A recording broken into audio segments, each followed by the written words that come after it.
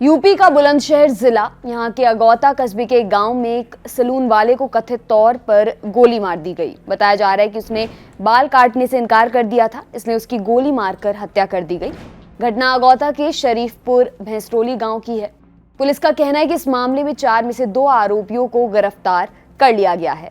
पूरा मामला क्या है, बुलंदशहर के एसएसपी संतोष कुमार सिंह ने इस घटना के बारे में बताया।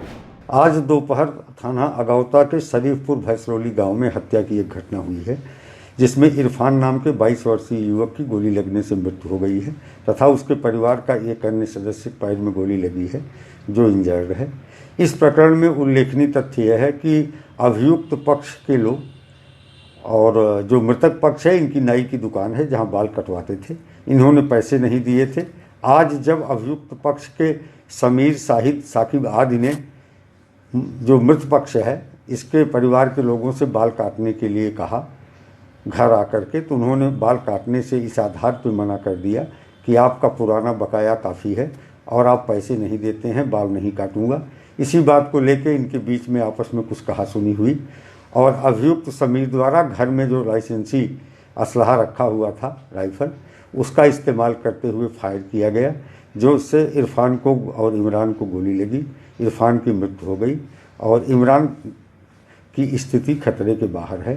इसमें उल्लेखनीय यह है कि दोनों पक्ष, अभियुक्त पक्ष और वादी पक्ष, एक ही धर्म समुदाय के हैं, एक ही गांव के हैं और आपस में पड़ोसी हैं। एक इसमें बात यह निकल के आ रही है कि कतिपय समाचार ग्रुपों में ब्लॉक प्रमुख के बेटे की हत्या के रूप में इस घटना को प्रचारित किया जा रहा है, जो पूरी तरह तथ्यहीन है। मृतक की मां का नाम जीनत है, जो कभी ब्लॉक प्रमुख नहीं रही है, तथा इसके पिता का नाम मुश्ताक है, वो भी कभी ब्लॉक प्रमुख नहीं थे।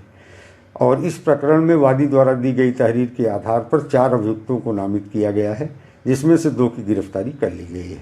शेष दोनों की गिरफ्तारी के लिए अथक प्रयास जारी है।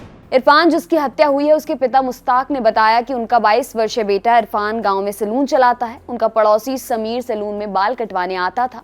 उन्होंने आगे बताया, समीर ने कई बार बाल कटवाए लेकिन पैसे नहीं दिए। बुधवार 24 नवंबर को समीर फिर बाल कटवाने आया तो इरफान ने पिछला उधार चुकता करने के बाद ही बाल काटने को कहा। इसी बात पर दोनों में कहासुनी हो गई। इस पर समीर घर पहुंचा और दादा की लाइसेंसी पिस्टल लेकर छत पर चढ़ गया। समीर ने पिस्टल से इरफान पर ताबड़तोड़ फायरिंग शुरू कर दी। सीने व पेट में गोली लगने से इरफान बुरी तरह से घायल हो गया। छोटे भाई इमरान ने जब इरफान को बचाने का प्रयास किया तो समीर ने उसे भी गोली मार दी। मुश्ताक के मुताबिक इसके बाद समीर और उसके घर वालों ने इरफान के घर पर पथराव करना शुरू कर दिया, जिसमें इरफान की मां समेत 6 लोग घायल हो गए। शोर होने पर जब गांव वाले पहुंचे तो समीर और उसके घर वाले फरार हो गए। मौके पर पहुंची अगौता थाना पुलिस ने घायल इरफान, इमरान व अन्य को अस्पताल भिजवाया, जहां डॉक्टरों ने इरफान को मृत घोषित कर दिया। आपके लिए खबर लिखी है हमारे साथी डेविड ने। मेरा नाम है दिव्यांशी। देखते रहिए दी लल्लन टॉप। शुक्रिया।